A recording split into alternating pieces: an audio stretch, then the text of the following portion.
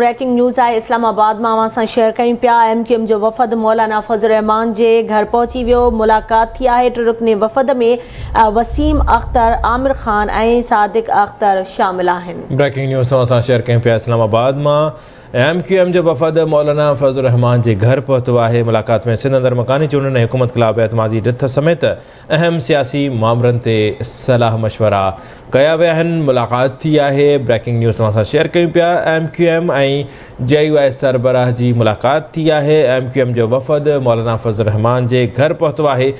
मुलाक़ात में टे रुकनी वफ़द शामिल हो, जंहिंमें वसीम अख्तर, आमिर खान ऐं सादिक अख्तर शामिल आहिनि। मुलाक़ात में असद महमूद ऐं ॿिया अॻवान बि शरीक थिया।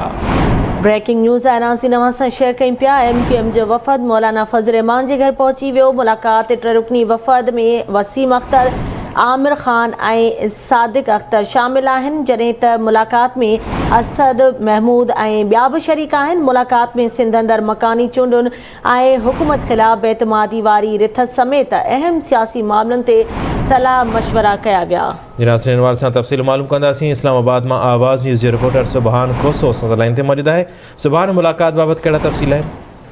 जी बिल्कुल। MQM जो वफ़द मौलाना फज़ल रहमान सां जेको आहे मुलाक़ात जारी आहे। MQM जो जेको टे रुकनी वफ़द आहे, जंहिंमें जेको आहे त वसीम अख्तर आहे ऐं आमिर खान ऐं सादिक शामिल आहिनि, उहे मौलाना फज़ल रहमान जे घर पहुता आहिनि। ऐं हिन वक़्तु जेको आहे त मौलाना फज़ल रहमान जे घर अंदरि जेका मुलाक़ात जारी आहे, इन मुलाक़ात बाबति ॿुधायो वञे थो त जेका सिंध अंदरि जेके बलदियाती चूंडूं आहिनि उन हवाले सां भी सलाह मशवरो कयो वेंदो। उन सां गॾोगॾु वज़ीर आज़म ख़िलाफ़ जेका अदम एतमाद जी तहरीक आहे उन ते बि ॻाल्हि ॿोल थींदी, छाकाणि त जेके अपोज़िशन जमायतूं आहिनि उहे चाहिनि थियूं त जेके हुकूमत जा इत्तेहादी आहिनि उन्हनि खे कंहिं तरीक़े सां टोड़ियो वञे, छाकाणि त अगरि हुकूमत सां इहे इत्तेहादी शामिल रहंदा त उन ख़िलाफ़ जेका अदम एतमादी तहरीक आहे उहा कामयाबु न थी सघंदी।